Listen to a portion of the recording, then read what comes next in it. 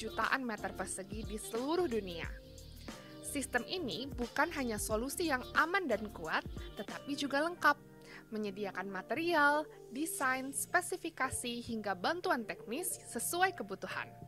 Sierrascape menggabungkan beberapa komponen unggulan seperti tensar uniaxial geogrid, wireform galvanized Sierrascape yang dipatenkan, dan locking tail strut. Dengan komponen-komponen ini, Anda mendapatkan struktur yang kuat dan aman yang mampu bertahan dari penurunan setempat, gempa bumi, dan beban eksternal yang berat. Sierrascape tidak hanya kuat, tetapi juga estetik. Sistem ini menawarkan berbagai opsi facing untuk memenuhi kebutuhan desain Anda. Yang pertama adalah facing stone, dinding dengan tampilan seragam yang menggunakan pengisi batu memberikan kesan alami dan elegan. Yang kedua adalah vegetated option, dinding yang dapat dihijaukan dengan tanaman rambat atau rumput sehingga tampak alami menyatu dengan lingkungan sekitar. Keunggulan lain dari Sierrascape adalah kemudahan instalasinya yang menjaga biaya tetap rendah. Sistem ini terdiri dari sedikit komponen yang mudah dipasang tanpa memerlukan peralatan khusus atau tenaga kerja berpengalaman. Wireform yang dilas dan digalvanize dengan mudah ditumpuk untuk menciptakan facing dinding yang seragam, dan tensar uniaxial geogrid berguna untuk menahan tekanan tanah aktif. Komponen utama dari Sierrascape System adalah tensar uniaxial geogrid. Dibuat dari resin HDPE berkualitas tinggi, geogrid ini dirancang untuk menahan beban tarik yang tinggi dalam jangka waktu yang lama. Dengan struktur material yang memiliki bukaan, geogrid ini berinteraksi sempurna dengan material timbunan, menjadikannya ideal untuk struktur retaining wall. Selama lebih dari 3 dekade, Tensar telah memimpin industri solusi perkuatan timbunan tanah dengan produk dan teknologi yang selalu berada di garis depan. Produk Tensar didukung oleh material-material yang berstandar internasional sehingga berkualitas tinggi dan dapat dipertanggungjawabkan secara teknis. Dan Multibangun siap memberikan dukungan penuh mulai dari desain, perhitungan, gambar teknik, dan supervisi lapangan sehingga kualitas pekerjaan konstruksi lebih terjamin dan aman untuk jangka waktu yang lama. Jangan biarkan tantangan perluasan lahan menjadi hambatan dalam proyek Anda. Gunakan Sierrascape Retaining Wall System untuk solusi yang cost and time efektif serta aman. Hubungi Multibangun sekarang untuk mendapatkan solusi terbaik. Siap membawa proyek Anda ke level berikutnya. Klik link di bawah ini untuk konsultasi gratis dan lihat bagaimana Sierrascape bisa menjadi solusi bagi proyek Anda.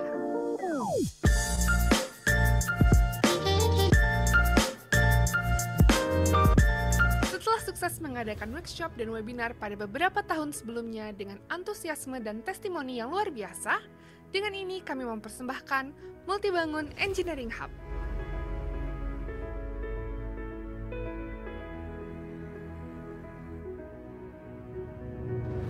Multibangun Engineering Hub adalah sebuah program terbaru dari PT Multibangun Rekata Apatria yang berfokus pada pengembangan pengetahuan dan inovasi di bidang geosintetik.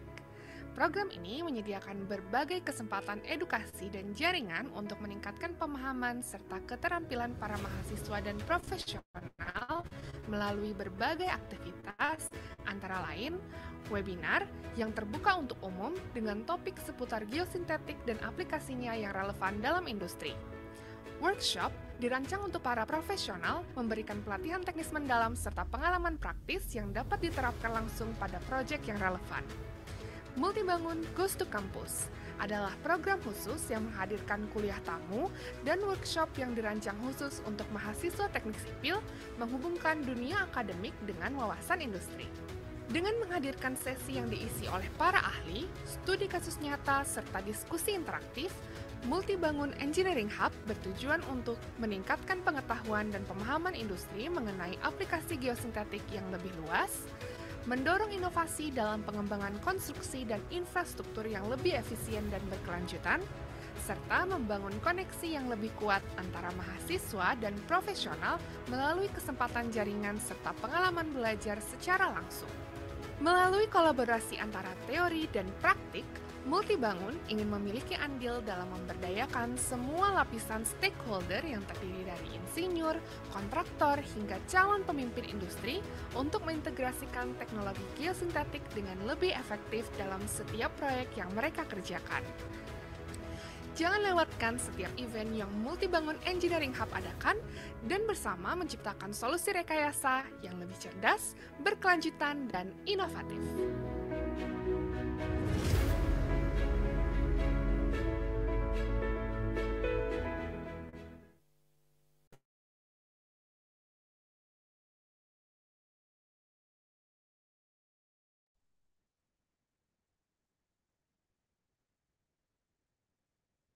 Selamat siang, Bapak, Ibu, dan rekan-rekan Sobat Multibangun dimanapun berada.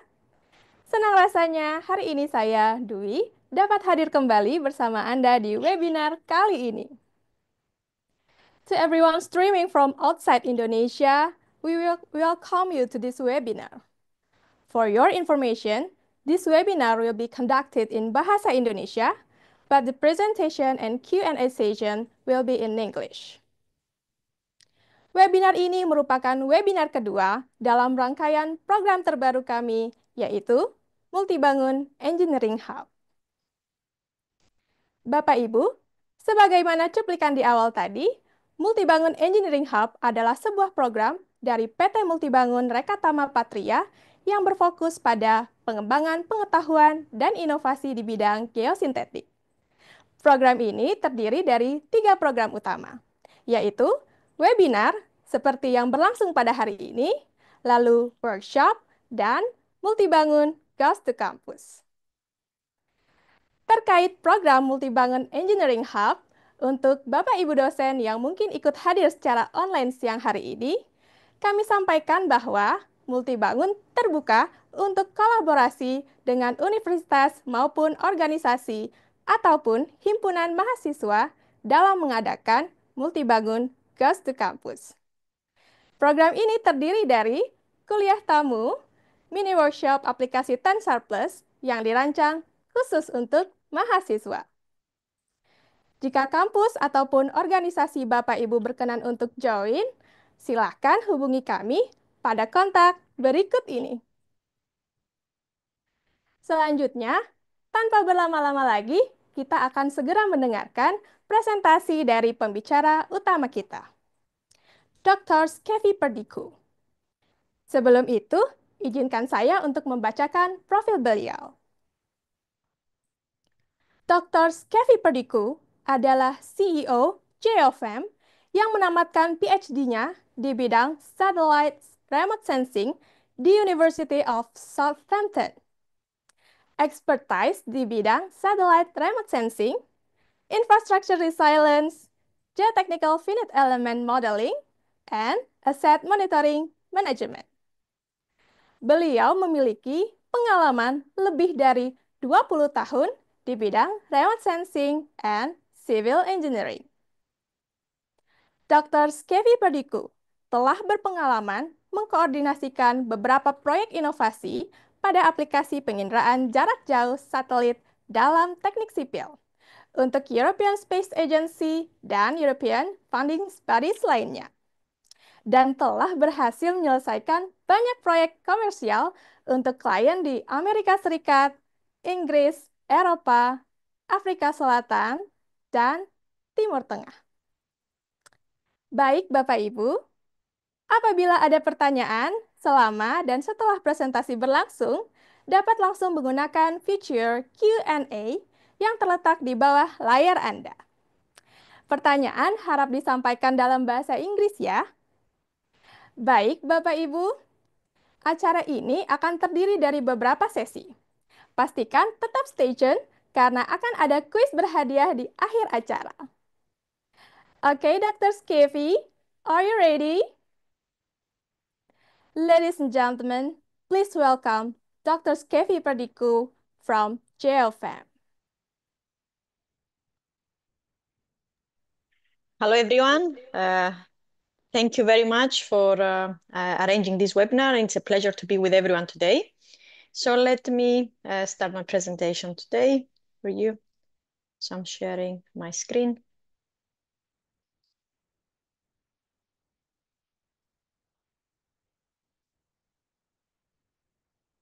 Okay. So I hope you can all see my screen. So I will be talking about how we are applying InSAR to geotechnical mining and infrastructure assets. First, I would like to start with a small introduction about the company and about Geofem and what we are doing.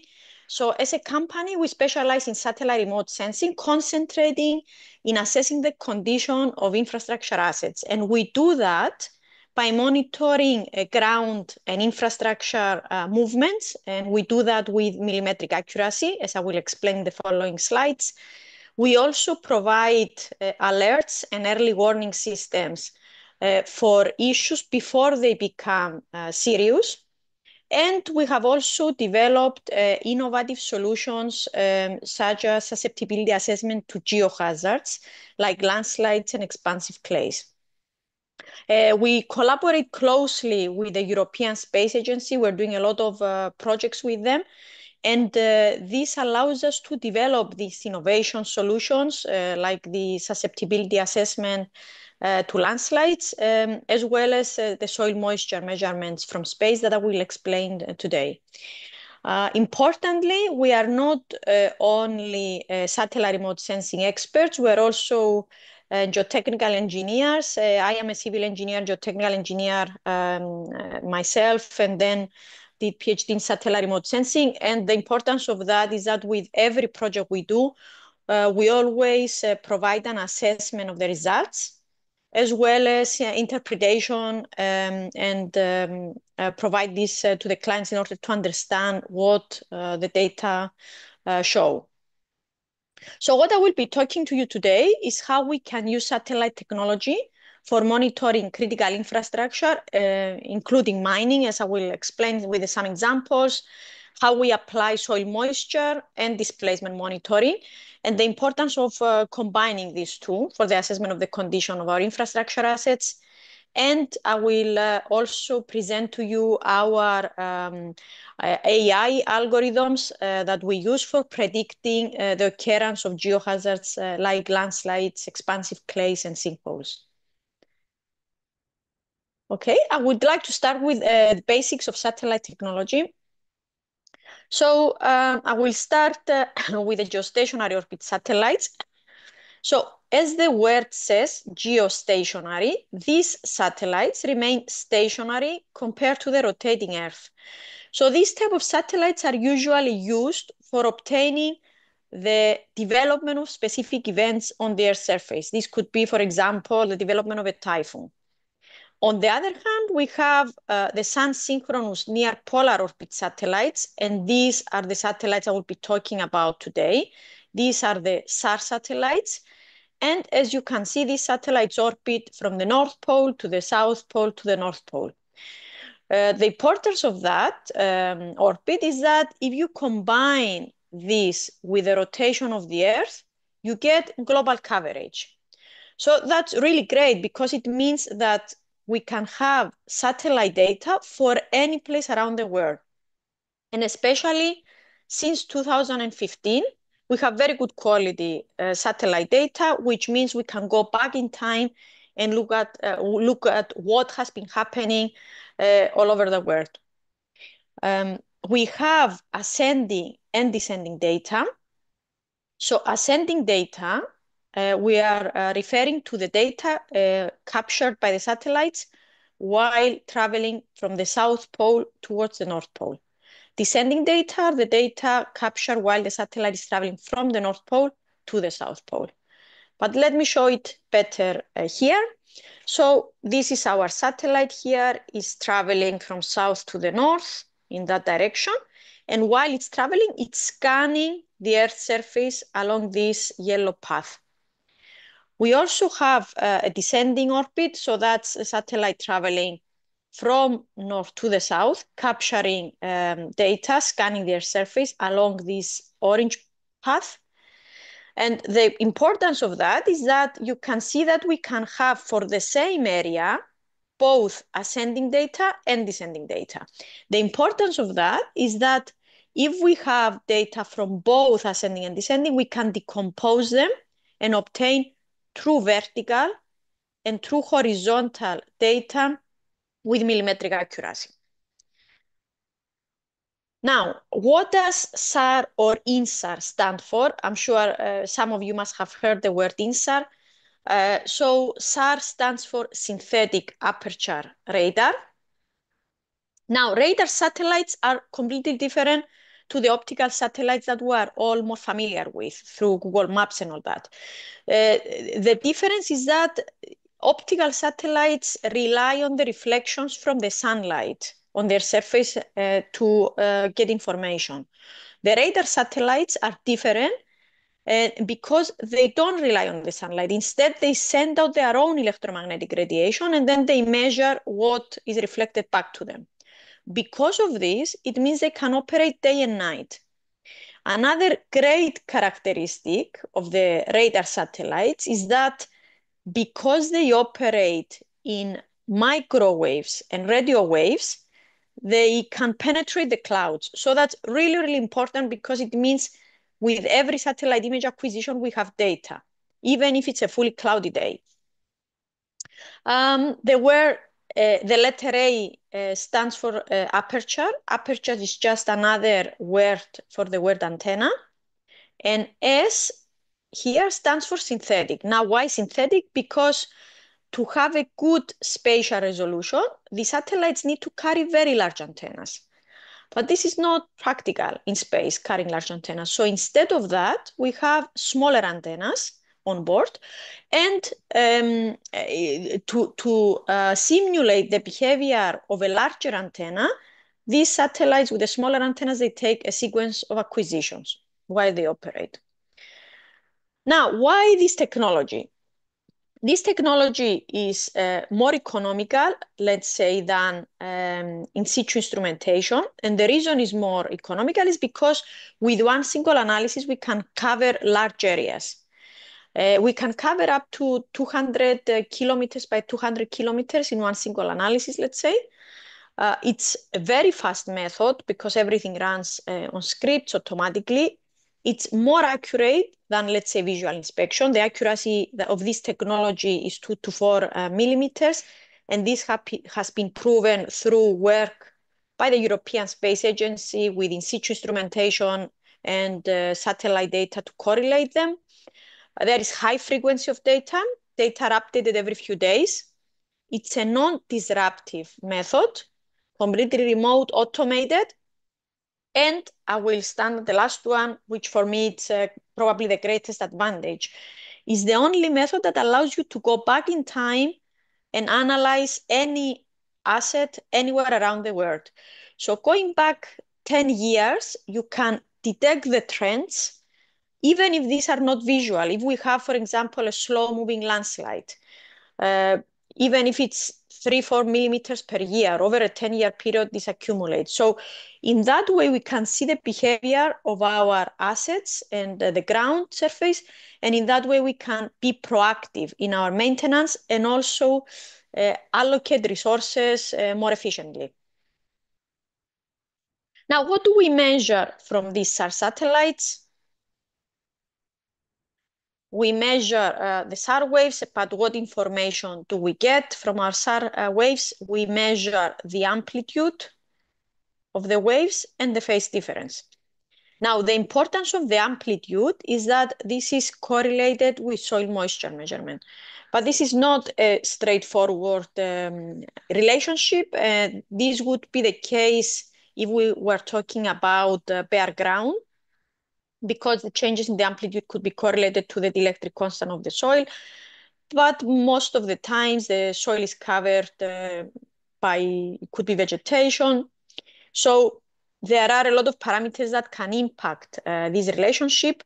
And here at Geofem, we have developed our own algorithm through work we did in collaboration with the European Space Agency, where we have converted not only the amplitude, but it's a multi-source algorithm that uses satellite remote sensing data to obtain soil moisture measurements.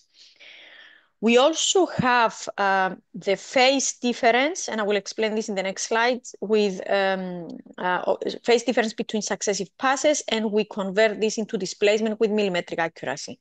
So what you can see here is that in engineering, the importance of combining soil moisture and displacement measurements, having information about these two parameters can be very, very useful for the condition of our assets. I will start with some examples from soil moisture first. So this is our algorithm. So as you can see here, what we have done, this is our algorithm on the y-axis against in situ soil moisture data. What we have done, we have used data from soil moisture data from more than 40 countries globally for over a 3-year period, accounting also for the different climatic conditions and geology. And we have developed a very strong correlation of 0.81 between the in situ and our own algorithm, which allows us now to use only our algorithm to obtain soil moisture data globally.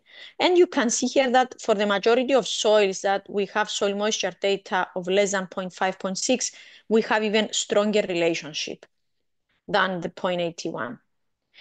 So this algorithm has been applied in different parts of the world, in Australia, in New Zealand, in Singapore. We're doing a project now in Indonesia.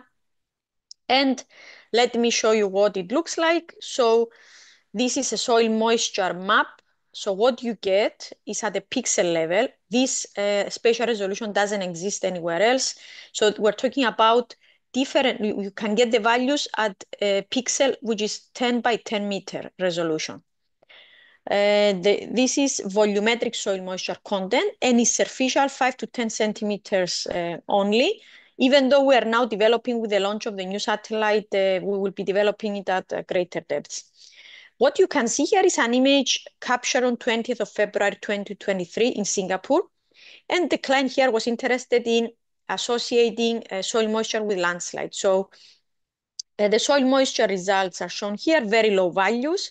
If we look at our legend here, we're talking about 0.1. And we can compare this with a weather station that was nearby. So this shows the rainfall in millimeters. The red line shows the image capturing date, 20th of February. We can see not a lot of rain the days before. If we move now to a few days later, from 20th of February to 16th of March, you can see the difference. So we are talking about higher soil moisture content now here with darker blue color. So we can see now we are in the range of 0.2, 0.3 and or even higher. And if we look at our rainfall data, we can see that a few days before we had a lot of rain in this area. That's why we had an increase in the soil moisture content. And you might be wondering, how does this compare to in situ data? So this is from a different project. So what I'm showing you here is the in situ data shown in black. So this is from 2016 to 2023, November 2016 to November 2023. You can see with a black line from the in situ sensor, the difference between the wet and dry season every year. Only in this year, there was no clear separation because of the very raining season. Our model was applied on the same area, and we can see this in the red. You can see how well it captures and how well it follows the in situ data with the difference between dry and wet. And in blue is our model with information from the in situ data. So at the beginning, we have no information from the client, so that's why you can see the red one here, but the blue one shows our model by incorporating some of the in situ data from nearby locations as provided later on by the client. So you can see that with the blue, we have even better, closer results with in situ, but even without any information, we can still get very close match with in situ data. Now, how is this applied? We can apply it in different, for different problems. So this is for the railway sector. So you can see here in the yellow line, this is a railway line, and I'm plotting a profile along this red section here, this red line here. So that's what this graph shows here. So this is the volumetric soil moisture content at different dates. So each color here represents a different date. What we notice is that in this area, where it appears white, we have a peak in the soil moisture content under different dates. The meaning of that is that there is an indication of a poor drainage in this specific location, and the importance for the railway is that this could be an indicator of ballast fouling. We can also apply that. We have recently applied that for the mining, and as I will show you in the examples later on when I talk about some mining examples. Looking now at displacements via satellites and how we measure that, this is explained in this diagram very well. So we have our satellite here, and as I showed earlier, it scans the Earth's surface as shown in this shaded area. Consider that in this area, the dominant target in this pixel is this building. So the satellite sends out electromagnetic radiation. The first time is this blue wave. It will hit the building in this location here, and it will be reflected back to the satellite. A few days later, when the satellite revisits the area, will send out electromagnetic radiation. But imagine that something has happened and has caused this building to move to this new shaded area here. It means that the red wave now will hit the building here at the shaded area, and it will return back to the satellite. So what we can see here is a phase difference between the blue and the red, the first and the second pass. So by having a minimum of 20 images, we are able to convert this phase difference between successive passes into displacement with millimetric accuracy. Now, let me show you some examples now of how we apply this technology to measure displacements in the infrastructure and mining sector and other geotechnical structures. Okay, I will start with this example. This is Kuris Dam. This is a dam. We're monitoring. What you can see here is IGS, is Infrastructure Asset Management Platform. This is where the clients can access securely the platform and look at the results of their asset. So this is the vertical velocity in millimeters per year. So what you can see, this is an analysis that we ran from 2014 to 2018. So with green color, we have vertical velocity from -1 to +1.5 millimeters per year. So we are talking about very stable area. Very, very minimal displacements, -2 to +1. But as we move towards orange and red, we have increasing vertical velocity. Negative values mean subsidence. So what you can see here, this is characteristic of dams. So it's like an oval X shape at the highest location of a dam with red values.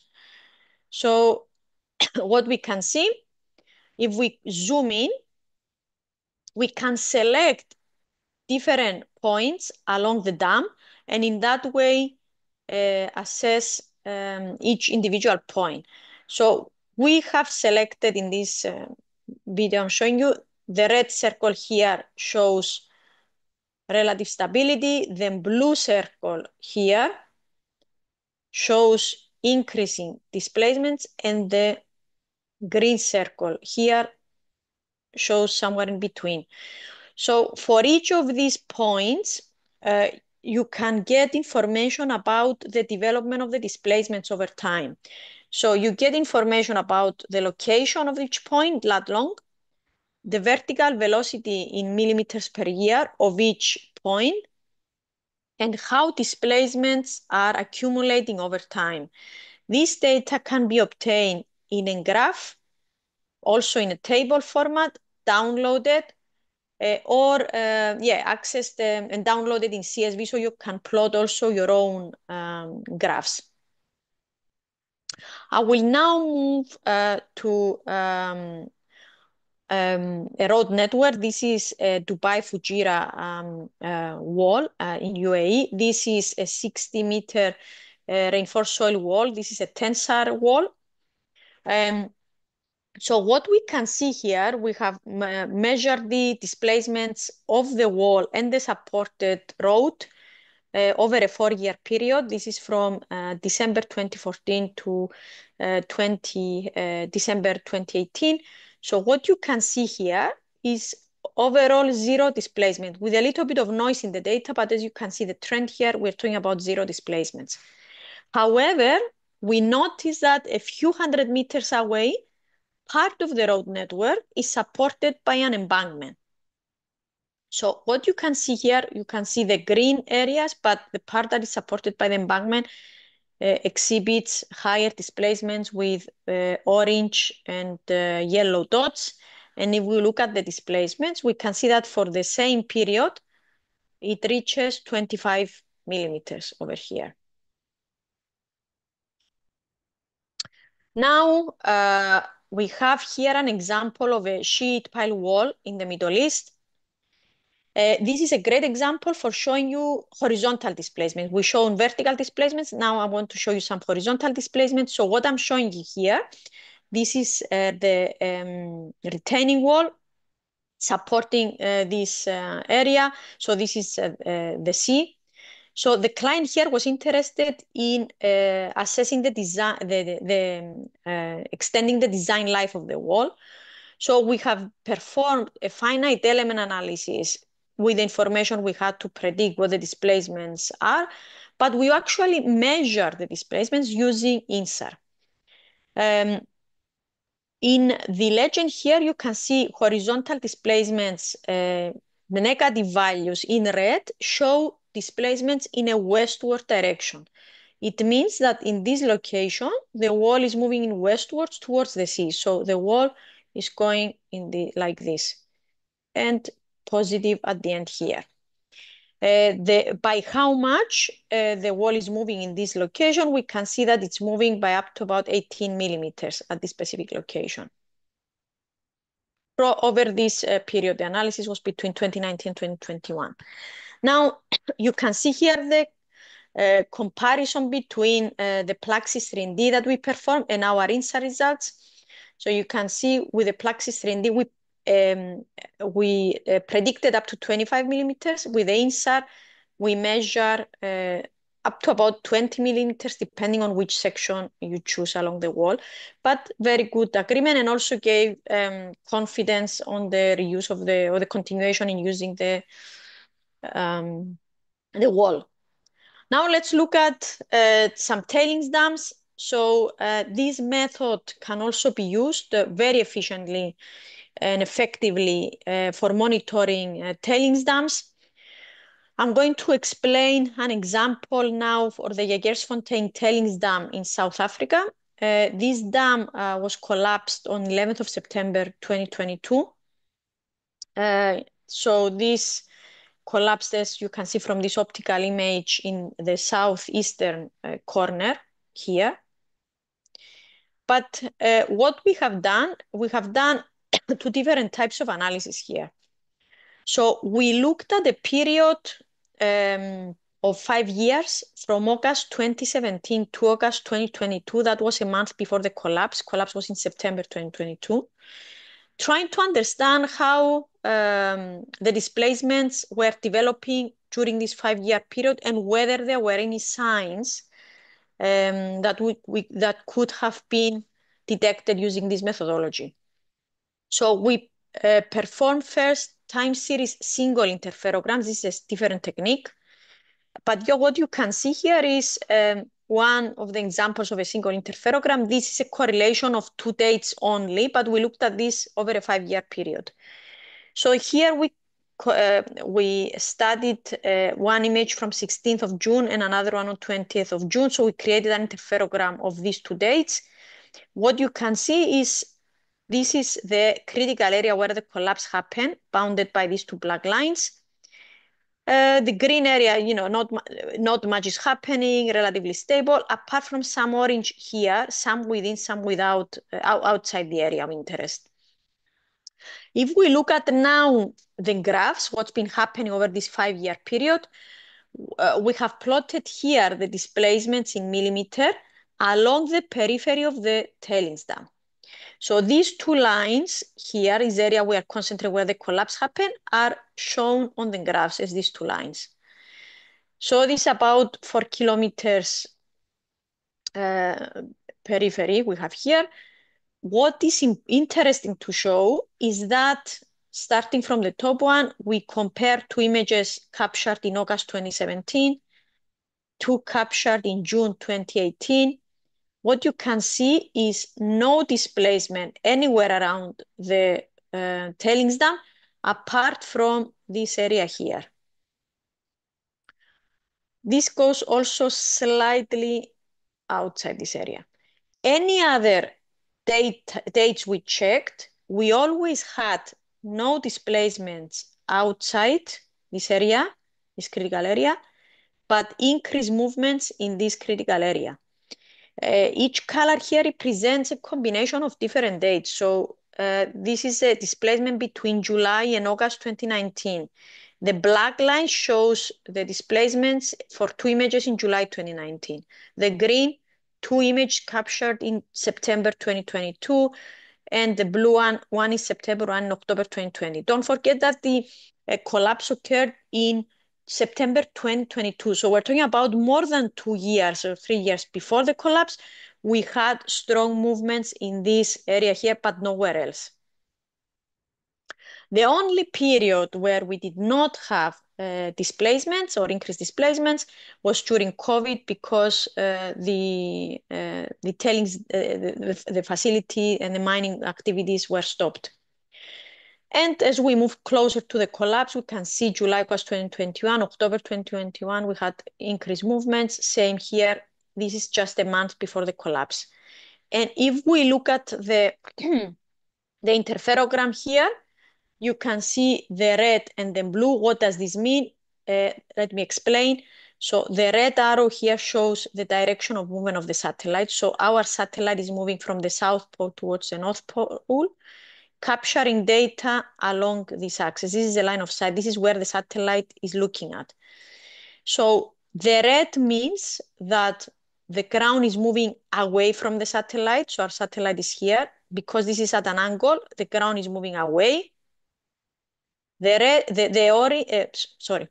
blue means the soil is moving towards the satellite. So because of the way it's facing, our satellite is here, the ground is collapsing in that direction. We also performed time series of analysis from 2021 to August 2022. What you can see, these are stockpiled areas. That's why we have a lot of displacement, so we can monitor not only the facility itself, but also stockpile areas. As we move towards yellow, red, and orange, we have increased velocities. So you can see 50 or 80 millimeters per year. But what's happening around the tailings dam, we can see, okay, we had the point A here, we had strong movements.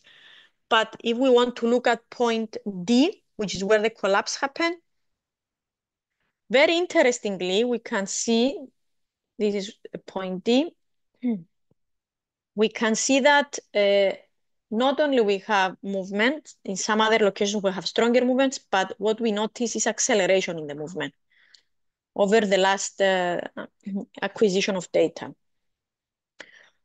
So if we plot the displacement of that point D, again on its own, just to isolate it and look at it more carefully, you can see that from about June, so 3 months before, 2-3 months before, we had an acceleration in the displacements.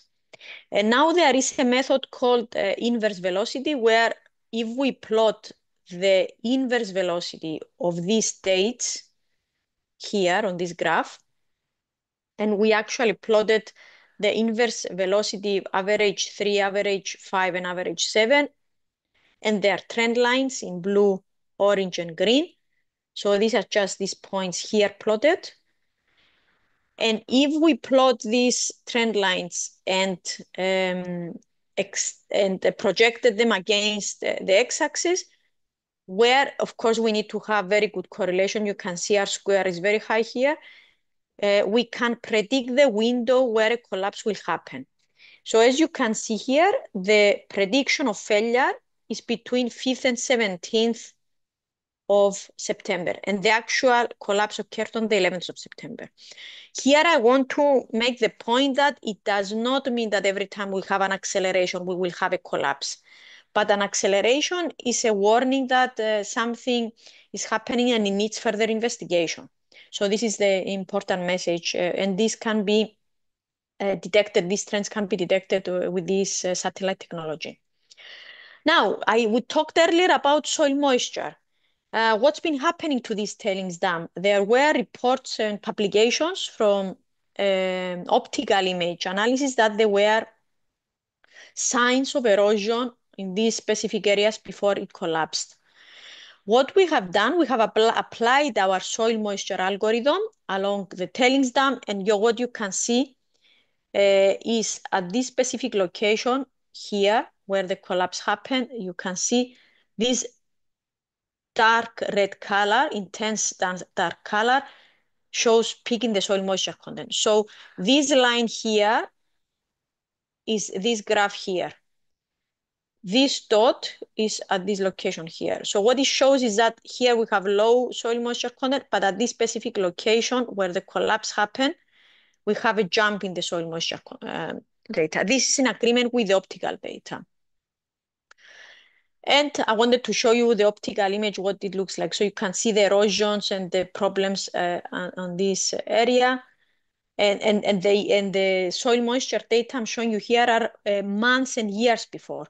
So in this example, you can see again a very intense red color with very high values, even from October 2021, which is a green line, showing a jump. So we have 0.3 instead of 0.1 everywhere else.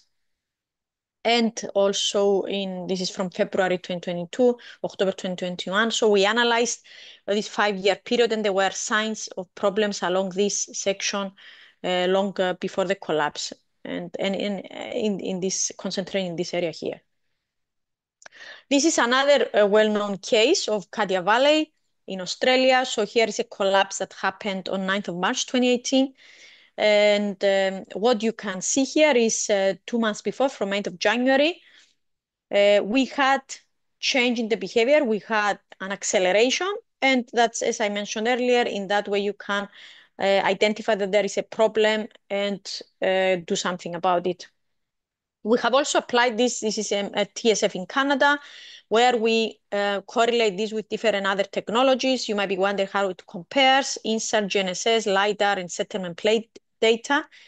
And what I'm showing you here is the InSAR is with the orange data, the orange line. So the settlement plate test is in blue. So you can see very good agreement. But with the InSAR, you get higher density of points because the settlement plate test was only measured at specific times.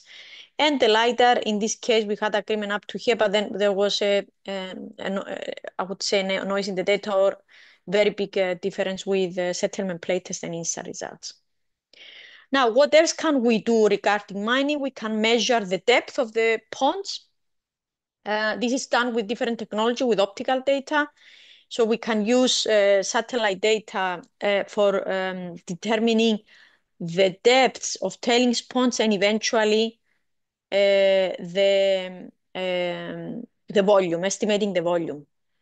So in this case, this is an example where we have applied this in Canada. So using this technology, we measure the volume of the pond. And moving to longwall mining, this is an example from Australia. So not only the TSFs, but also underground mining we can measure here. We can see this is a coal mining along this line. So we can measure the displacements as the works underground are progressing, and how they are impacting the built-up areas here. So in this example, we have concentration of maximum displacements in this area, the velocity reaching 237 millimeters per year. but we can also plot this in contours just to see how it distributes over the areas. So here, let me show you how it compares with in situ data. So this was, the top graph shows measurements taken weekly by surveying topographical equipment along Camden Road. So at the same road, we took InSAR measurements over the same period. And what you can see, the first line, each line represents a different date. First line is 0, is where the excavation work started. And as we moved on along, progressing with excavations, you can see increase in the displacements in both our data and the topographical data. We had very good agreement with less noise in our data. And anyhow, it was within the nominal tolerance of the surveying equipment of plus or minus 15 millimeters. And this is a railway line. So this shows very well which sections are more problematic, exhibiting higher displacement. So in that way, we know that we don't need to concentrate on the green dots, but on the locations where we have the red dots, which show increased displacements, and prioritize the maintenance in that way. So this point here, we can see that we have 13 millimeters per year over this period, and then not far away we have a green point that I will compare, which is relatively stable. So you can see which locations exhibit increasing displacements. And this is an example where we have applied this for Cape Town. So this shows the rail corridor in Cape Town. We have applied this technology, and it's an example where we can show early warning systems. So until September 2019, we can see that these 2 points had a similar behavior. Not much is happening. After September 2019, something has triggered the movement of this area here.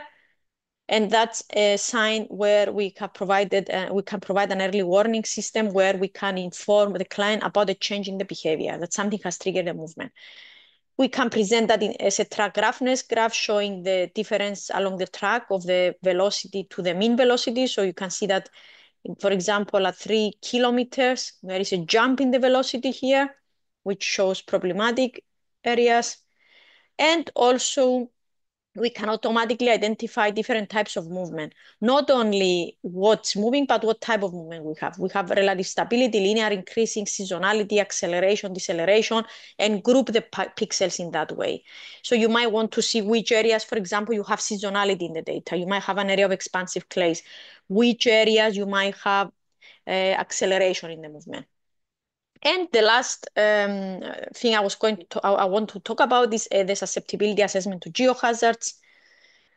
So what we have talked about is displacement data. We have also talked about soil moisture data, and also we incorporate in our models other important information such as topographical data. The slope, for example, is very important for the occurrence of landslides, the presence of vegetation, geological maps, precipitation, all this information in machine learning, and we are able to identify different levels of susceptibility to these geohazards. And the results look like this.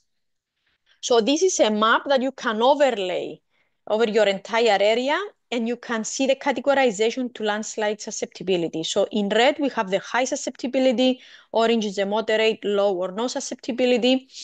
And in that way, you know which areas are at risk.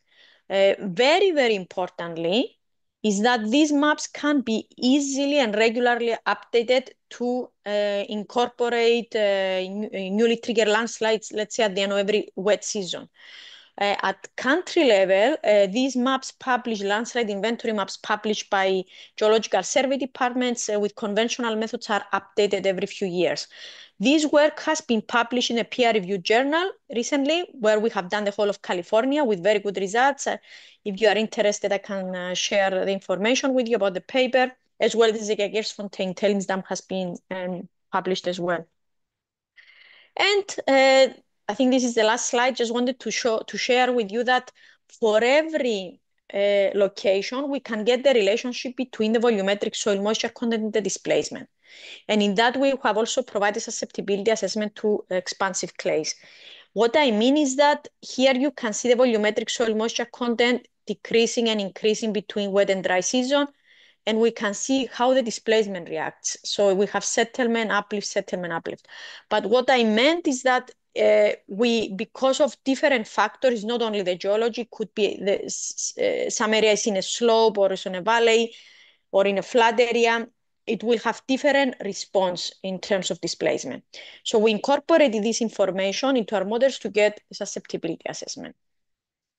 And to conclude, space technology can be used to enhance the safety and resilience of mines, how soil moisture can be applied globally, and updated with every satellite pass, and how we can use effective monitoring for geotechnical and infrastructure assets using this technology and combining it also with in situ instrumentation and FEA.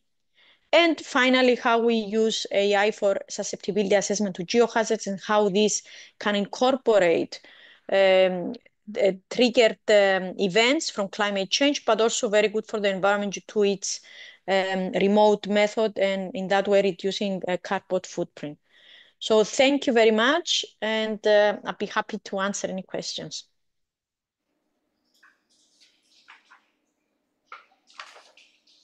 Thank you, Skevi, for the excellent presentation. Baiklah, Bapak Ibu hadirin sekalian, bagi yang ingin bertanya kepada Dr. Skevi, dipersilakan mengisi Q&A di layar Anda. Sambil menunggu beberapa pertanyaan, perkenalkan saya Nur Zaman, perwakilan dari PT Multibangun Dekatama Patria, akan menyampaikan beberapa produk andalan kami, khususnya di area pertambangan.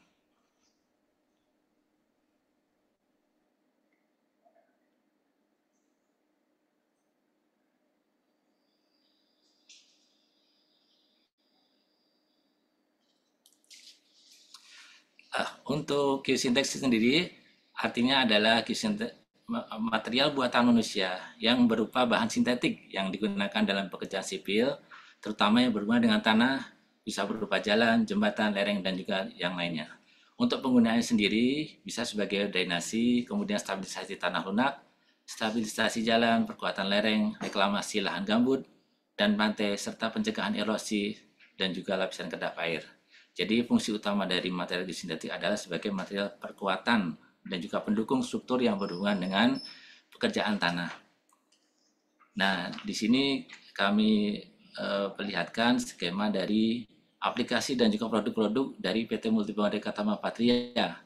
Dari hulu sampai ke hilir, di sini terlihat ada banyak sekali konstruksi yang bisa kita support dengan menggunakan material geosintetik seperti perkuatan lereng, retaining wall system, kemudian lapisan kedap air, kemudian jalan rel kereta api, jalan tol, dan juga reklamasi pantai, bahkan untuk lapangan stadion sepak bola. Nah, di sini saya akan menyampaikan dua produk andalan kami, yaitu yang sering dipakai dalam area pertambangan. Yang pertama adalah perkuatan lereng dan juga dinding penahan tanah. Untuk perkuatan lereng sendiri ada 3 komponen penting yang membentuk suatu dinding penahan tanah, yaitu geograde uniaksial sebagai material perkuatan, kemudian facing sebagai pembentuk fasad atau tapak muka, yang berikutnya adalah material timbunan pilihan seperti tanah merah, limestone, pasir, dan juga granular atau sirtu. Kemudian untuk material perkuatan sendiri kita menggunakan tensor uniaksial geogrid yang berbahan HDPE dengan fungsi yaitu sebagai perkuatan lereng dan juga menahan gaya lateral dari tanah aktif tersebut. Untuk jenis-jenis facing itu bisa ditentukan dari besarnya sudut lereng yang akan kita bentuk. Yang pertama yaitu slope atau tanpa facing. Biasanya tanpa facing karena sudut facingnya kurang dari 45 derajat terhadap horizontal. Kemudian yang berikutnya repron dengan facing berupa sandbag atau karung woven back dengan sudut facing 50 derajat sampai 75 derajat terhadap horizontal. Kemudian yang terakhir yang banyak dipakai juga untuk area pertambangan yaitu sistem Serascape atau welded wire form dengan sudut facing yang lebih tegak yaitu 75 derajat sampai 87 derajat terhadap horizontal. Nah, produk yang kedua yang kami miliki, yang kita andalkan juga untuk area pertambangan dan banyak sekali dipakai oleh perusahaan-perusahaan tambang di Indonesia, yaitu untuk stabilisasi tanah dasar. Nah, stabilisasi tanah dasar sendiri adalah banyak dipakai pada kondisi tanah-tanah lunak dan tidak stabil seperti tanah expansive soil, tanah bergerak, kemudian tanah pit soil, tanah gambut yang banyak berada di daerah Sumatera maupun di Kalimantan. Kemudian yang berikutnya juga banyak di Indonesia juga untuk soft soil atau tanah lunak. Nah, beberapa tanda atau indikasi permasalahan tanah yang terjadi di Indonesia biasanya adalah secara physically tampak terjadi penurunan setempat dan juga jalan sangat bergelombang. Kemudian jalan menjadi sulit untuk dilalui serta masa konstruksi jalan material timbunan akan sulit untuk dipadatkan karena sangat lunak. Kemudian apa yang kita bisa sampaikan di sini adalah dua material yang biasanya kita pakai di area pertambangan tersebut untuk stabilisasi jalan, seperti geotextil dan juga geogrid. Untuk geotextil sendiri banyak dipakai di era tahun 90-an, kemudian menjelang tahun 2000-an ada teknologi yang lebih bagus dan performanya lebih bagus, yaitu dengan geogrid. Kenapa lebih bagus? Karena kalau untuk geotextil mereka hanya mengandalkan tensile strength atau kuat tarik dari material itu sendiri. Dan pada saat penimbunan dan juga pemadatan terjadi efek tension membrane atau efek membran. Jadi penggunaan material timbunan juga cukup boros. Sedangkan dengan menggunakan geogrid, karena ada lubang-lubang dan juga materialnya bersifat kaku, monolitik, itu termasuk suatu jenis dalam mechanically stabilization layer. Nah, untuk keuntungan dari mechanically stabilized layer juga adalah adanya interlocking, yaitu pengikat agregat secara lateral, kemudian mengurangi perbedaan penurunan atau differential settlement, kemudian proteksi terhadap tanah dasar itu sendiri, yang berikutnya mengurangi ketebalan dan meningkatkan umur serta mudah dalam pemasangan. Nah, ini terlihat di video, sangat mudah sekali untuk pemasangan, tinggal digelar dan juga diberikan space atau overlap di antara material yang bersinggungan. Nah, ini ada beberapa contoh foto proyek kami sebelum dipasang dengan menggunakan geogrid. Truk dan kendaraan lain sangat sulit untuk melalui jalan tersebut, apalagi pada kondisi hujan. Nah, setelah dilakukan penggelaran material geogrid, kemudian dilakukan pemadatan dan penimbunan dari material yang ada, truk dan juga kendaraan yang lain bisa lewat dengan baik. Nah, untuk support dari kami juga, kita menggunakan program dari InSAR itu sendiri, yaitu dengan InSAR Plus. Dari program ini kita bisa hasilkan dari tipe-tipe material yang akan kita gunakan. Kemudian dari tebal material timbunan yang akan kita gunakan juga bisa kita hitung. Berapa puluh senti, berapa layer. Dan untuk parameternya kita juga masukkan dari beban-beban kendaraan, kemudian lalu lintas harian, dan juga kondisi tanah dasar itu sendiri, termasuk nilai CBR. Nah, untuk survei dan juga desain konsultasi, kita juga akan support barangkali dari Bapak dan Ibu hadirin sekalian membutuhkan survei dan juga desain terhadap proyek-proyek Bapak atau Ibu sekalian, bisa menghubungi kami. Demikian paparan singkat dari kami. Apabila ada pertanyaan mengenai produk, silahkan menghubungi tim marketing kami atau kunjungi website kami www.multibangunpatria.com. Selanjutnya, waktu kami serahkan kembali ke Dr. Skevi. That's all from me. And I will give the time back to you, Skevi, to continue the Q&A session. Please, Skevi. Thank you. Thank you very much. So let's go through. Thank you for the questions. So let me read them out and also answer each one of them. So the first question is about the weakness of SAR data. So the question is, what is the weakness of SAR data? And can SAR data detect water depth in river or dam? And is it possible for SAR data to map the quality of water? So regarding weaknesses of SAR data, like any technology, there are advantages and disadvantages. So Weaknesses of SAR data could be, for example, if you had a forested area, the methodology can work with urban areas, rural areas, vegetated areas by applying different techniques. But if we're talking about forested areas, for this to penetrate the trees, we will need different band. We're talking about a different type of satellite. We can still apply it, but it's more complicated because data are not available for anywhere around the world. So this is one of the limitations, I would say. Another limitation could be the spatial resolution. So you get millimetric accuracy of the vertical displacement, so it's 2 to 4 millimeters. But where exactly is the location you detect? This depends on the source satellite. It could be within a 10 meter by 10 meter pixel size or 3 meter by 3, 1 meter, or even sub-meter resolution. Now, the second part of the question, can SAR data detect water depth or or in river or in a dam?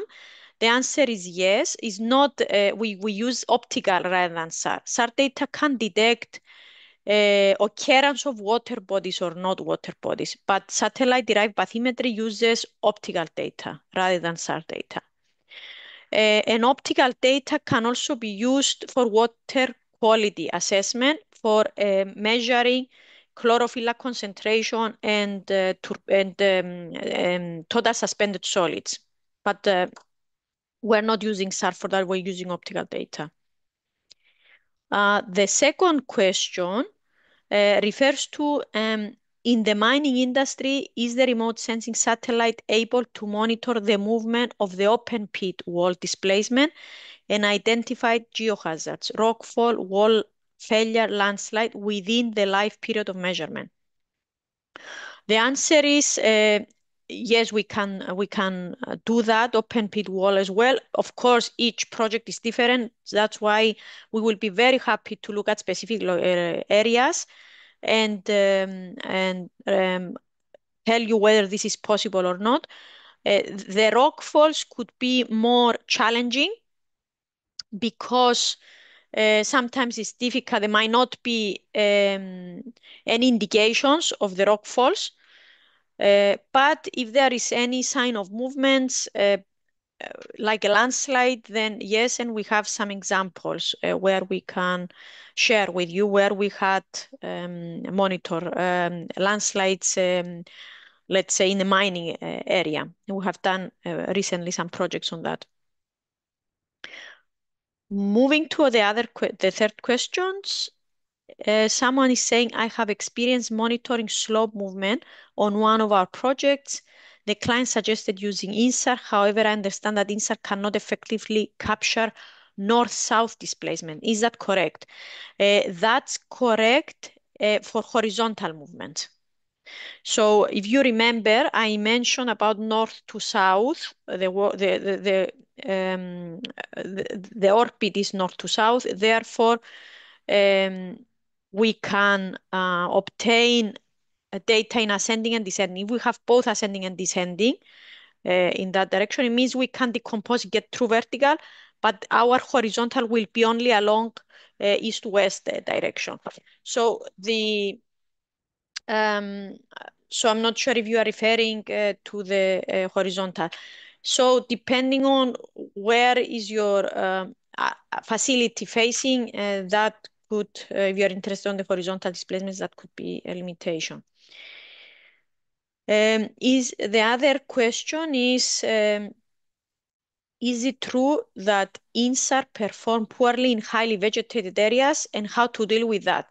Okay, so how to deal with that? If you have non-vegetated areas, it's a more straightforward process. If you have vegetated areas or highly vegetated areas, we can perform a more advanced technique. This is using distributed scatterers, which are able to handle the vegetated areas. Now, if we're talking, depending on how dense the area is, or whether we have forested areas and all that, then this can be handled and dealt with L-band data This is the same technology, but using different wavelength, different frequency that can penetrate the vegetation.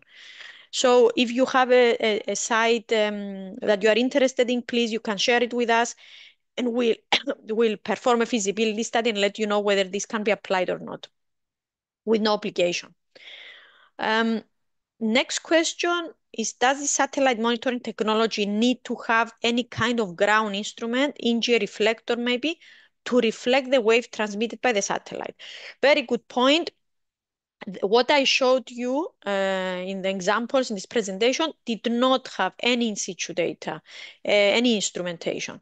However, if you want to make sure that data is obtained at a specific location you are interested in, and for some reason the data is not collected at the specific location, maybe due to the vegetation, then we can install a corner reflector. This is a metal trihedral structure that we design, which how it works, it concentrates the waves from the satellite and sends back to the satellite a stronger signal, which makes sure that you get a measurement at that specific location.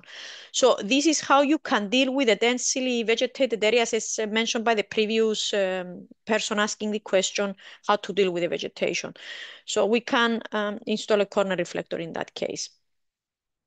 And the last one is from Michael Dobby. So, hi Skevi, thank you for an interesting presentation. Millimetric accuracy in displacement measurements using a satellite, which might be hundreds kilometers away, sounds almost impossible, but clearly can be done. Is there some simple way to explain this?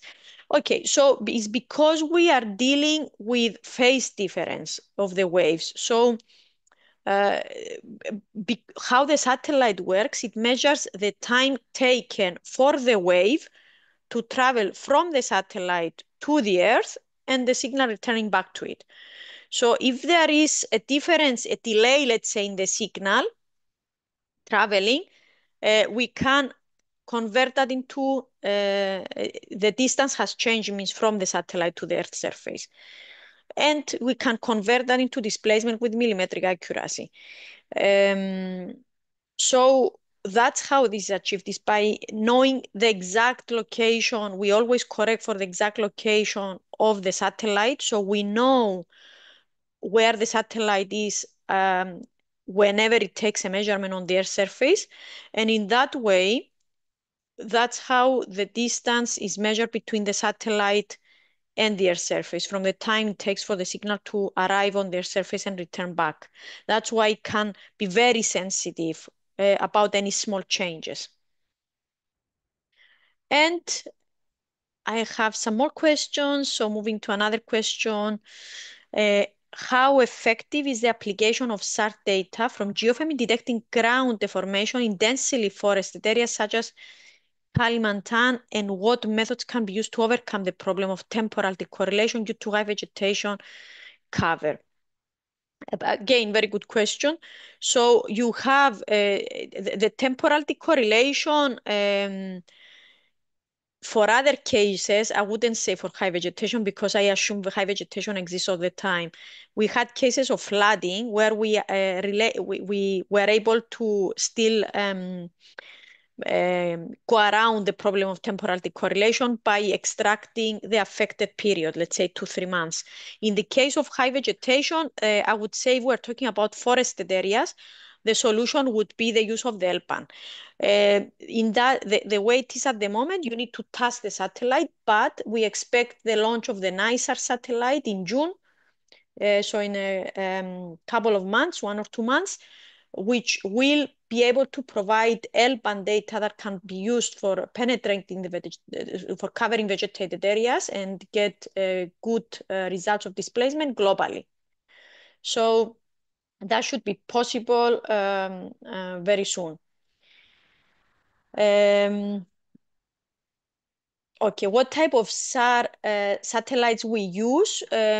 We can use any type of satellite. So we are a company that we offer our processing capabilities and experience and expertise, by using any type of data. So we can use the Sentinel-1, which is Copernicus constellation by the European Space Agency, as well as commercial satellites, as well as the L-band like the ALOS, or the one that is going to be launched soon, the InSAR one, as I mentioned, that is able to penetrate the vegetation. Another question is, how about the seashore building such breakwater and reclamation area is applicable for the system SAR and support to offshore building for platform foundation settlement movement since dynamic wave continuity movement? Okay, that's again very good question. Yes, we can use this technology for breakwaters and for reclamation land. So we have examples where we analyzed, let's say, islands that were built on reclaimed land. We monitor the displacements of or breakwaters, but also offshore platforms for exploration activities for oil and gas, let's say exploration exploitation activities. It's one of the methods that can be used to monitor the movements. Regarding the wave continuity movement, I would say in the examples we had, we didn't face any problems even with the waves. But this information regarding characteristics of the sea on the time of capture, we can look at each specific case separately and see how this can impact. But from our experience, this is an application that we can use this methodology and this technology. Regarding the indication of the cost for this InSAR technology, I would ask my colleague Gavin to talk, but let me see the last one. If this private satellite can measure with accuracy in millimeters. Imagine the accuracy of the military satellite. That's true. That's true. We're talking about data that can be used commercially. That we're talking about. Of course, there are military satellites that we don't have access to. The questions continues to say, I wonder why Google Map accuracy often says accuracy is only within a few meters. Okay, correct. This is because we're talking about optical satellites. Google Maps are based on optical satellites with a few centimeters or a few meters or a few centimeters resolution. Here we are talking about something different. This is a radar wave, as I mentioned at the beginning, which measures in terms of displacement with millimetric accuracy. And if you look at the radar image, it looks nothing like an optical image. I always think of it as it reminds me of a broken TV when I look at a radar image raw, unprocessed. So it's because this is a different technology. So I will hand over to Gavin if he can talk about the cost. Otherwise, I can answer that as well.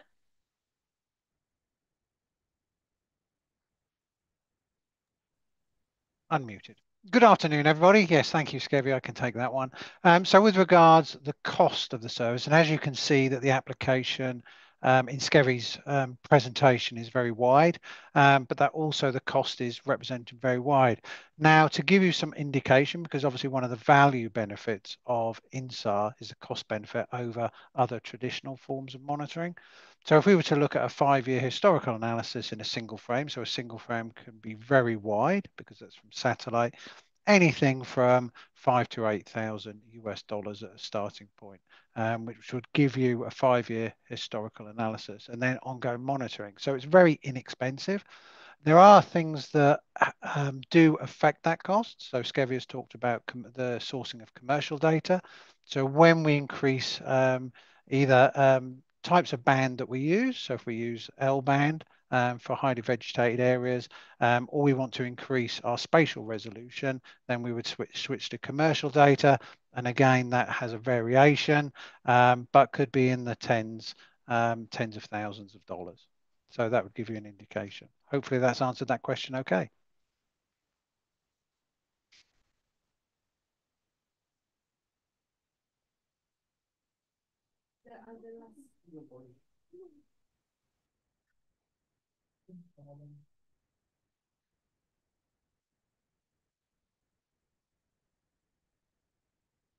A sincere thank you to Dr. Skevi Perdikou for your dynamic presentation today. Your breakdown of InSAR's role in geotechnical monitoring was both insightful and valuable. And especially for Q&A section, Skevi, Q&A was a masterclass in applied knowledge. Thank you very much. Dr. Skevi, terima kasih sekali atas waktu, paparan, dan jawaban yang diberikan. Presentasi yang insightful dan sangat valuable. Apalagi sesi Q&A-nya yang pasti akan berguna untuk kita semua. Terima kasih juga untuk Bapak Ibu yang masih mengikuti hingga saat ini. Bagaimana paparan dari Dr. Skevi tadi? Boleh dong Bapak Ibu untuk mengisi polling yang sudah tampil di layar Bapak Ibu. Baik, semoga apa yang disampaikan dapat diterima dengan baik ya. Bapak Ibu, jangan kemana-mana dulu, karena sebentar lagi akan ada kuis berhadiah dengan total sebesar Rp750.000 untuk total 3 pemenang dalam bentuk e-money. Kuis ini hanya bisa diikuti oleh peserta yang tinggal di Indonesia yang eligible mendapatkan hadiah dari kuis. This quiz can only be participated by the participants who live in Indonesia. Baik Bapak Ibu, mungkin bisa kita lihat dulu hasil dari pollnya, bisa di-end. Oke. Terima kasih Bapak Ibu yang sudah mengisi poll. Selanjutnya, kita akan masuk ke acara yang kita tunggu-tunggu, yaitu sesi kuis. Selanjutnya, saya akan memberikan sesi kuis kepada rekan saya, Tanti. Kepada Tanti, waktu dan tempat dipersilahkan.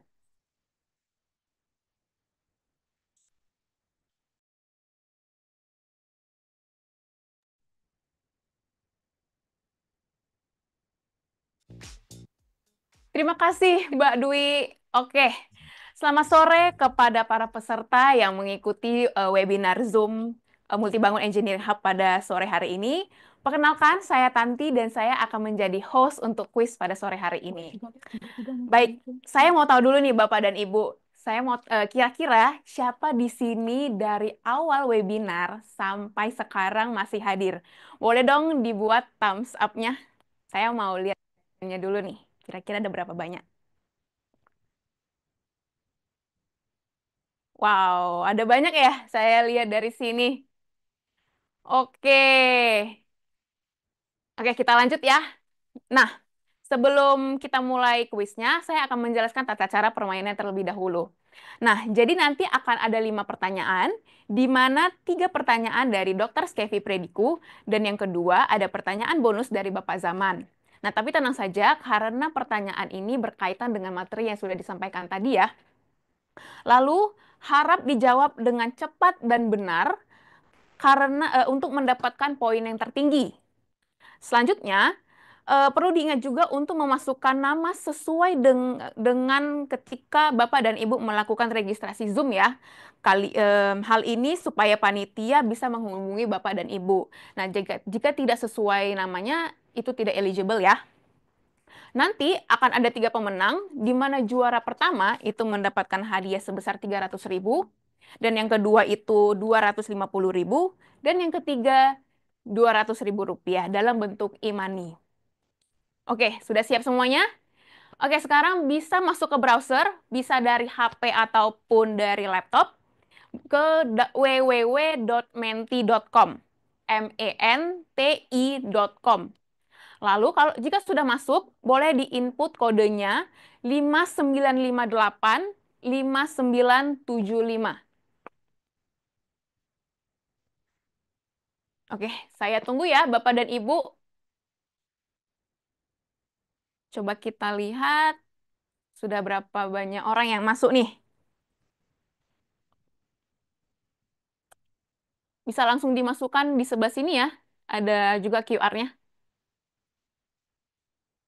Oke, sudah ada 27 peserta ya yang sudah hadir.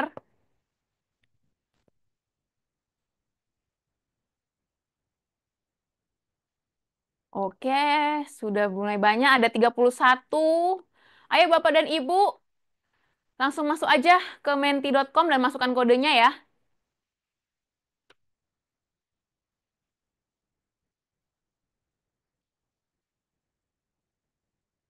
Boleh dikasih reaksinya dong, Bapak dan Ibu, biar makin semangat nih.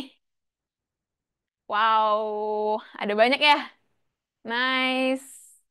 Oke, kita mulai ya dari 10, 9, 8, 7, 6, 5, 4, 3, 2, 1. Jawab cepat ya Bapak dan Ibu. Which of these does InSAR determine? A. Ground surface displacement, B. Soil moisture content, and C. Soil shear strength. Ayo, kira-kira apa ya jawabannya Bapak dan Ibu sekalian? 1, 0. Oke, jawaban yang benar adalah A. Ground surface displacement. Kira-kira siapa nih pemimpinnya nih? Kita lihat ya dari quiz leaderboardnya.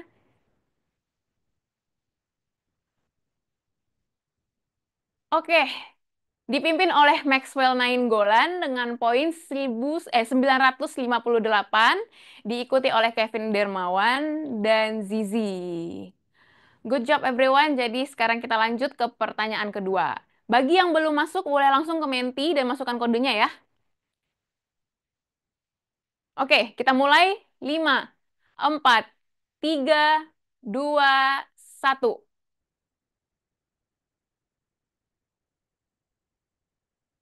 Approximately how far back is historical data available from Sentinel-1 satellites? A. 1 year. B. 10 years. C. 100 years. Apa nih jawabannya? Ayo.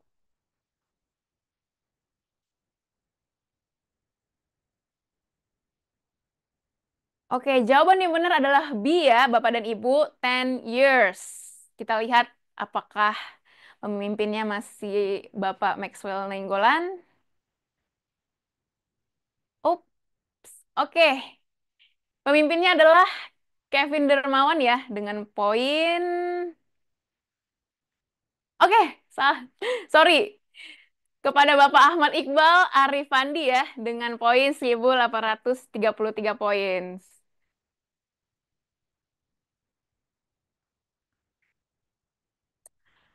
Oke, kita lanjut ya, Bapak dan Ibu sekalian.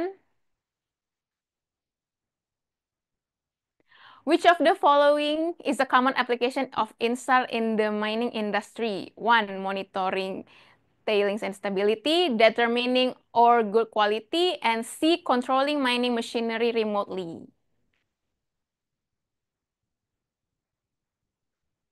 Jawaban yang benar adalah A. Monitoring tailings dam stability. Oke, kita lihat nih. Siapa pemimpinnya?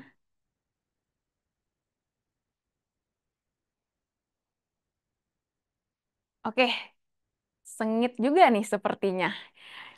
Selamat ke Bapak FX Wisnu Prabawa yang menjadi pemimpin. Dan next kita masuk ke pertanyaan keempat ya.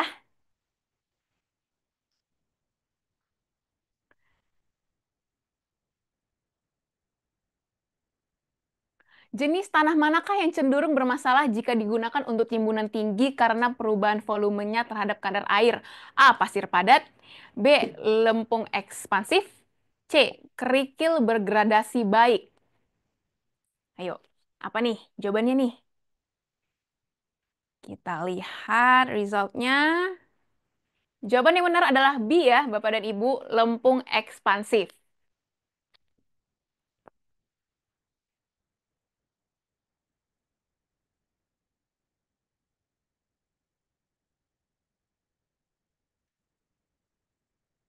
Oke, masih dipimpin oleh Bapak FX Wisnu Prabawa ya, diikuti oleh Kevin dan Ibu Serly Yulianti. Oke, kita masuk ke pertanyaan terakhir nih. Sudah siap ya Bapak dan Ibu? Oke,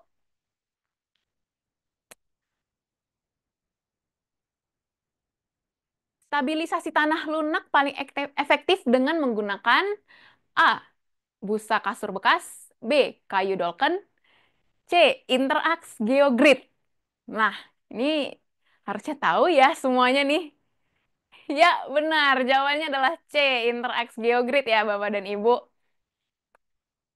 Kita lihat nih, siapa juara satunya nih. Juara 1, 2, dan 3-nya.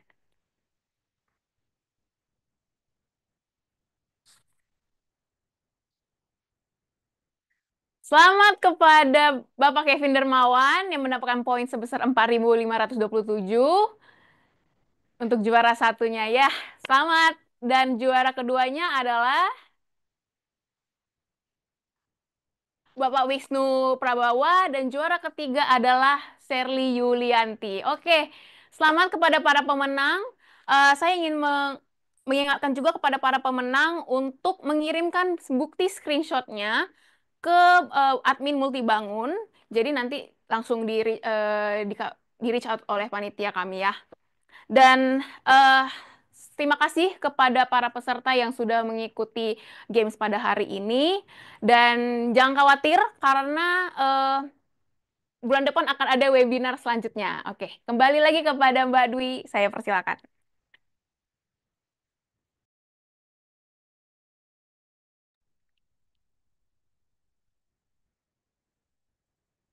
Baik, terima kasih kepada Tanti yang sudah memandu acara games berhadiah pada sore hari ini. Selamat kepada para pemenang.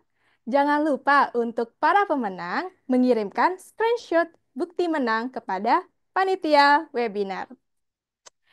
Baiklah, dengan berakhirnya games tadi, maka sudah sampailah kita di penghujung acara. Untuk informasi mengenai sertifikat, dapat diakses melalui link tr.ee/mrpwebinar yang juga tertera pada kolom chat atau tertera pada layar Bapak Ibu.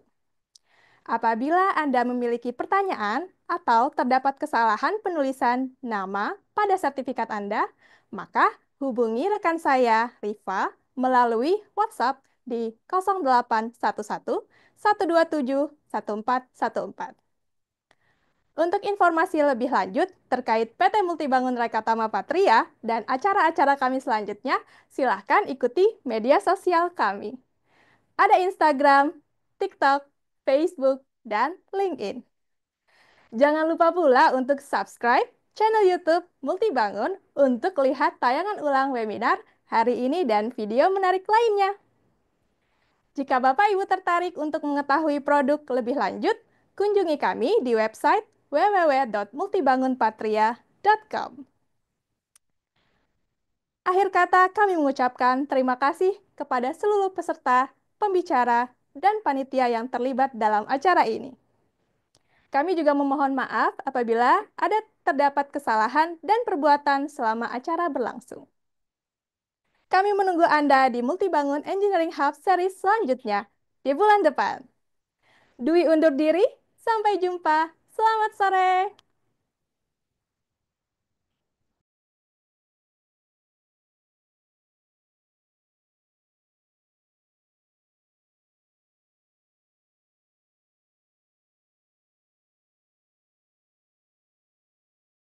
Biasa, dengan ini kami mempersembahkan Multibangun Engineering Hub.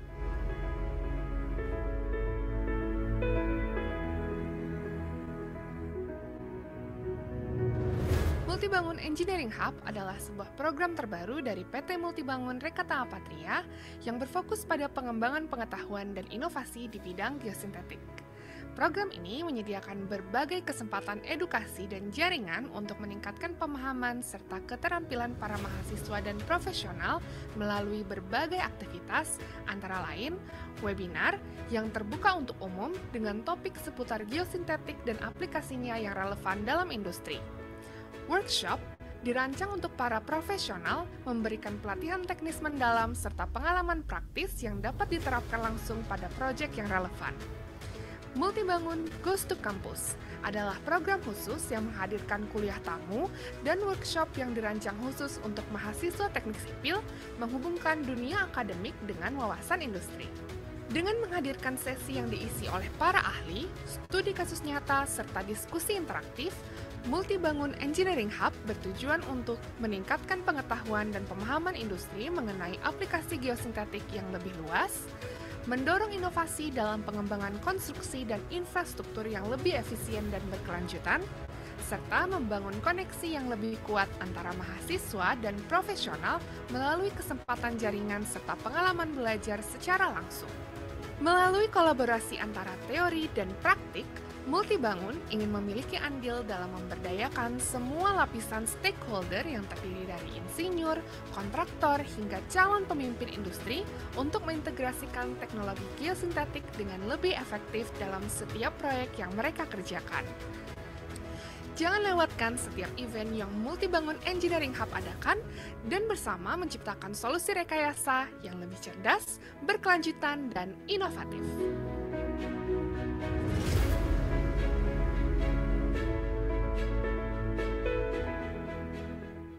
Setelah sukses mengadakan workshop dan webinar pada beberapa tahun sebelumnya dengan antusiasme dan testimoni yang luar biasa, dengan ini kami mempersembahkan Multibangun Engineering Hub.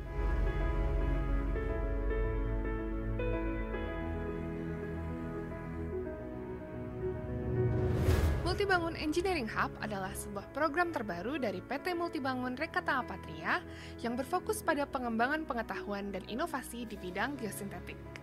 Program ini menyediakan berbagai kesempatan edukasi dan jaringan untuk meningkatkan pemahaman serta keterampilan para mahasiswa dan profesional melalui berbagai aktivitas, antara lain webinar yang terbuka untuk umum dengan topik seputar geosintetik dan aplikasinya yang relevan dalam industri. Workshop dirancang untuk para profesional memberikan pelatihan teknis mendalam serta pengalaman praktis yang dapat diterapkan langsung pada proyek yang relevan. Multibangun Goes to Campus adalah program khusus yang menghadirkan kuliah tamu dan workshop yang dirancang khusus untuk mahasiswa teknik sipil menghubungkan dunia akademik dengan wawasan industri.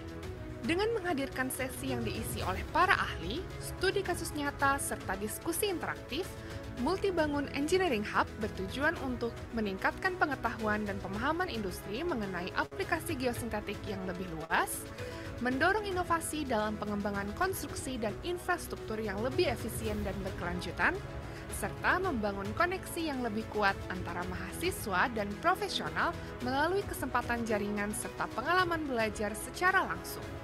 Melalui kolaborasi antara teori dan praktik, Multibangun ingin memiliki andil dalam memberdayakan semua lapisan stakeholder yang terdiri dari insinyur, kontraktor, hingga calon pemimpin industri untuk mengintegrasikan teknologi geosintetik dengan lebih efektif dalam setiap proyek yang mereka kerjakan.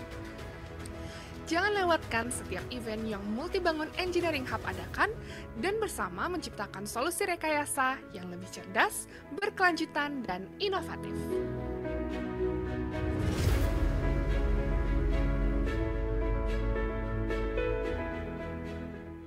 Setelah sukses mengadakan workshop dan webinar pada beberapa tahun sebelumnya dengan antusiasme dan testimoni yang luar biasa, dengan ini kami mempersembahkan Multibangun Engineering Hub.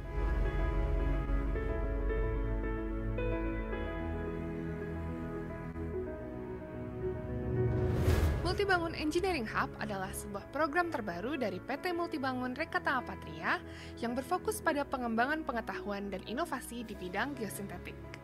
Program ini menyediakan berbagai kesempatan edukasi dan jaringan untuk meningkatkan pemahaman serta keterampilan para mahasiswa dan profesional melalui berbagai aktivitas, antara lain webinar yang terbuka untuk umum dengan topik seputar geosintetik dan aplikasinya yang relevan dalam industri. Workshop dirancang untuk para profesional memberikan pelatihan teknis mendalam serta pengalaman praktis yang dapat diterapkan langsung pada proyek yang relevan. Multibangun Goes to Campus adalah program khusus yang menghadirkan kuliah tamu dan workshop yang dirancang khusus untuk mahasiswa teknik sipil menghubungkan dunia akademik dengan wawasan industri. Dengan menghadirkan sesi yang diisi oleh para ahli, studi kasus nyata, serta diskusi interaktif, Multibangun Engineering Hub bertujuan untuk meningkatkan pengetahuan dan pemahaman industri mengenai aplikasi geosintetik yang lebih luas, mendorong inovasi dalam pengembangan konstruksi dan infrastruktur yang lebih efisien dan berkelanjutan, serta membangun koneksi yang lebih kuat antara mahasiswa dan profesional melalui kesempatan jaringan serta pengalaman belajar secara langsung. Melalui kolaborasi antara teori dan praktik, Multibangun ingin memiliki andil dalam memberdayakan semua lapisan stakeholder yang terdiri dari insinyur, kontraktor, hingga calon pemimpin industri untuk mengintegrasikan teknologi geosintetik dengan lebih efektif dalam setiap proyek yang mereka kerjakan. Jangan lewatkan setiap event yang Multibangun Engineering Hub adakan dan bersama menciptakan solusi rekayasa yang lebih cerdas, berkelanjutan, dan inovatif.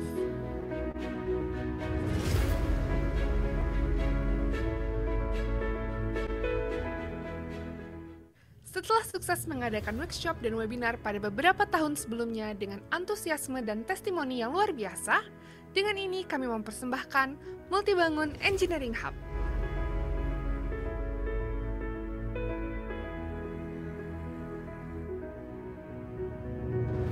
Multibangun Engineering Hub adalah sebuah program terbaru dari PT Multibangun Rekata Apatria yang berfokus pada pengembangan pengetahuan dan inovasi di bidang geosintetik. Program ini menyediakan berbagai kesempatan edukasi dan jaringan untuk meningkatkan pemahaman serta keterampilan para mahasiswa dan profesional melalui berbagai aktivitas, antara lain webinar yang terbuka untuk umum dengan topik seputar geosintetik dan aplikasinya yang relevan dalam industri. Workshop dirancang untuk para profesional memberikan pelatihan teknis mendalam serta pengalaman praktis yang dapat diterapkan langsung pada proyek yang relevan. Multibangun Goes to Campus adalah program khusus yang menghadirkan kuliah tamu dan workshop yang dirancang khusus untuk mahasiswa teknik sipil menghubungkan dunia akademik dengan wawasan industri. Dengan menghadirkan sesi yang diisi oleh para ahli, studi kasus nyata, serta diskusi interaktif, Multibangun Engineering Hub bertujuan untuk meningkatkan pengetahuan dan pemahaman industri mengenai aplikasi geosintetik yang lebih luas, mendorong inovasi dalam pengembangan konstruksi dan infrastruktur yang lebih efisien dan berkelanjutan, serta membangun koneksi yang lebih kuat antara mahasiswa dan profesional melalui kesempatan jaringan serta pengalaman belajar secara langsung. Melalui kolaborasi antara teori dan praktik, Multibangun ingin memiliki andil dalam memberdayakan semua lapisan stakeholder yang terdiri dari insinyur, kontraktor, hingga calon pemimpin industri untuk mengintegrasikan teknologi geosintetik dengan lebih efektif dalam setiap proyek yang mereka kerjakan. Jangan lewatkan setiap event yang Multibangun Engineering Hub adakan dan bersama menciptakan solusi rekayasa yang lebih cerdas, berkelanjutan, dan inovatif.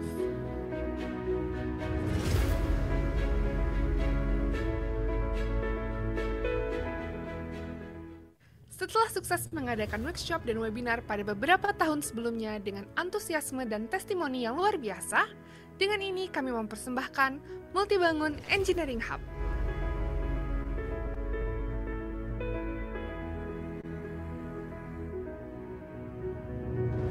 Multibangun Engineering Hub adalah sebuah program terbaru dari PT Multibangun Rekata Apatria yang berfokus pada pengembangan pengetahuan dan inovasi di bidang geosintetik.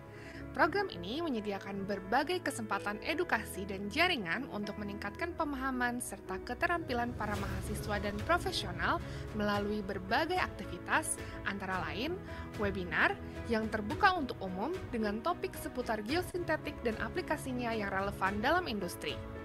Workshop dirancang untuk para profesional memberikan pelatihan teknis mendalam serta pengalaman praktis yang dapat diterapkan langsung pada proyek yang relevan. Multibangun Goes to Campus adalah program khusus yang menghadirkan kuliah tamu dan workshop yang dirancang khusus untuk mahasiswa teknik sipil menghubungkan dunia akademik dengan wawasan industri. Dengan menghadirkan sesi yang diisi oleh para ahli, studi kasus nyata, serta diskusi interaktif, Multibangun Engineering Hub bertujuan untuk meningkatkan pengetahuan dan pemahaman industri mengenai aplikasi geosintetik yang lebih luas, mendorong inovasi dalam pengembangan konstruksi dan infrastruktur yang lebih efisien dan berkelanjutan, serta membangun koneksi yang lebih kuat antara mahasiswa dan profesional melalui kesempatan jaringan serta pengalaman belajar secara langsung. Melalui kolaborasi antara teori dan praktik, Multibangun ingin memiliki andil dalam memberdayakan semua lapisan stakeholder yang terdiri dari insinyur, kontraktor, hingga calon pemimpin industri untuk mengintegrasikan teknologi geosintetik dengan lebih efektif dalam setiap proyek yang mereka kerjakan. Jangan lewatkan setiap event yang Multibangun Engineering Hub adakan dan bersama menciptakan solusi rekayasa yang lebih cerdas, berkelanjutan, dan inovatif.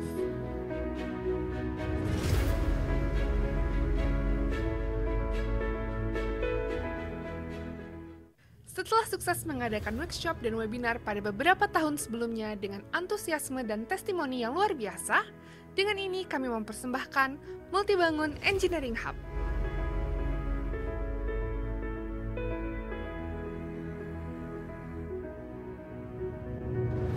Multibangun Engineering Hub adalah sebuah program terbaru dari PT Multibangun Rekata Apatria yang berfokus pada pengembangan pengetahuan dan inovasi di bidang geosintetik. Program ini menyediakan berbagai kesempatan edukasi dan jaringan untuk meningkatkan pemahaman serta keterampilan para mahasiswa dan profesional melalui berbagai aktivitas, antara lain webinar yang terbuka untuk umum dengan topik seputar geosintetik dan aplikasinya yang relevan dalam industri. Workshop dirancang untuk para profesional memberikan pelatihan teknis mendalam serta pengalaman praktis yang dapat diterapkan langsung pada proyek yang relevan. Multibangun Goes to Campus adalah program khusus yang menghadirkan kuliah tamu dan workshop yang dirancang khusus untuk mahasiswa teknik sipil menghubungkan dunia akademik dengan wawasan industri.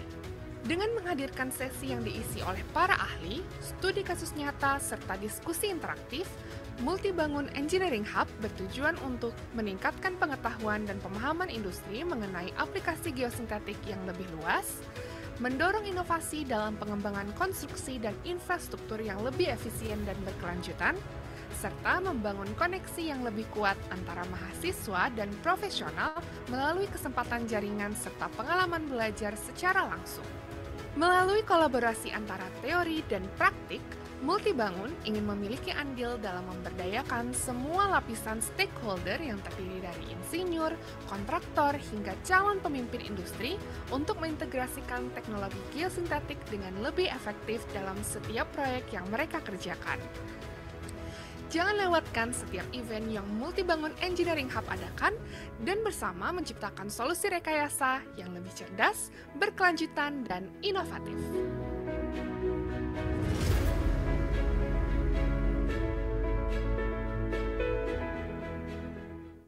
Setelah sukses mengadakan workshop dan webinar pada beberapa tahun sebelumnya dengan antusiasme dan testimoni yang luar biasa, dengan ini kami mempersembahkan Multibangun Engineering Hub.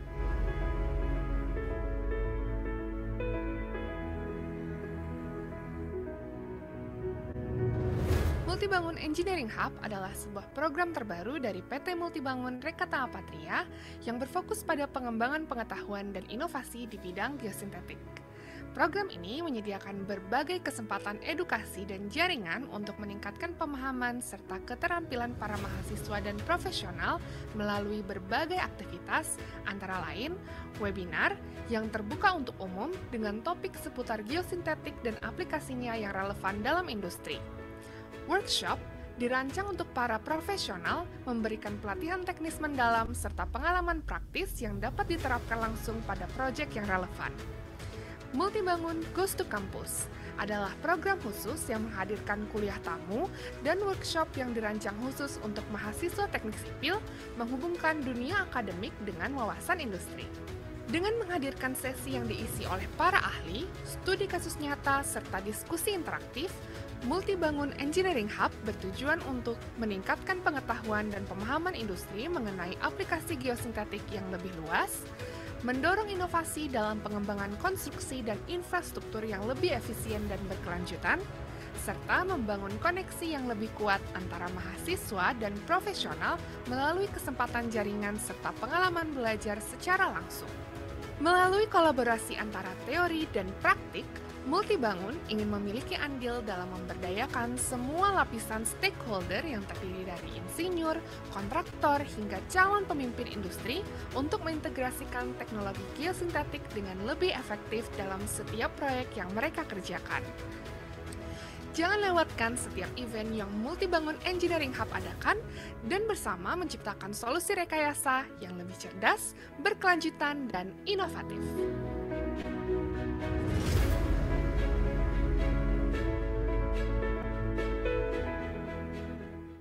Setelah sukses mengadakan workshop dan webinar pada beberapa tahun sebelumnya dengan antusiasme dan testimoni yang luar biasa, dengan ini kami mempersembahkan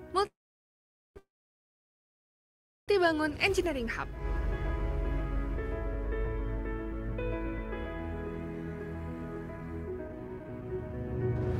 Multibangun Engineering Hub adalah sebuah program terbaru dari PT Multibangun Rekatangapatya yang berfokus pada pengembangan pengetahuan dan inovasi di bidang geosintetik. Program ini menyediakan berbagai kesempatan edukasi dan jaringan untuk meningkatkan pemahaman serta keterampilan para mahasiswa dan profesional melalui berbagai aktivitas, antara lain webinar yang terbuka untuk umum dengan topik seputar geosintetik dan aplikasinya yang relevan dalam industri. Workshop dirancang untuk para profesional, memberikan pelatihan teknis mendalam serta pengalaman praktis yang dapat diterapkan langsung pada proyek yang relevan. Multibangun Goes to Campus adalah program khusus yang menghadirkan kuliah tamu dan workshop yang dirancang khusus untuk mahasiswa teknik sipil menghubungkan dunia akademik dengan wawasan industri. Dengan menghadirkan sesi yang diisi oleh para ahli, studi kasus nyata, serta diskusi interaktif, Multibangun Engineering Hub bertujuan untuk meningkatkan pengetahuan dan pemahaman industri mengenai aplikasi geosintetik yang lebih luas, mendorong inovasi dalam pengembangan konstruksi dan infrastruktur yang lebih efisien dan berkelanjutan, serta membangun koneksi yang lebih kuat antara mahasiswa dan profesional melalui kesempatan jaringan serta pengalaman belajar secara langsung. Melalui kolaborasi antara teori dan praktik, Multibangun ingin memiliki andil dalam memberdayakan semua lapisan stakeholder yang terdiri dari insinyur, kontraktor, hingga calon pemimpin industri untuk mengintegrasikan teknologi geosintetik dengan lebih efektif dalam setiap proyek yang mereka kerjakan. Jangan lewatkan setiap event yang Multibangun Engineering Hub adakan dan bersama menciptakan solusi rekayasa yang lebih cerdas, berkelanjutan, dan inovatif.